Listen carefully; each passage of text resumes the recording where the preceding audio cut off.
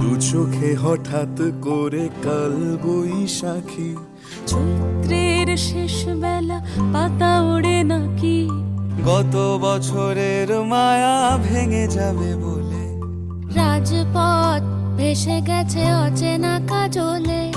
দু চোখে হঠাৎ করে কাল বৈশাখী, চৈত্রের শেষ বেলা পাতা ওড়ে নাকি, গত বছরের মায়া ভেঙে যাবে বলে, রাজপথ ভেসে গেছে অচেনা কাজলে।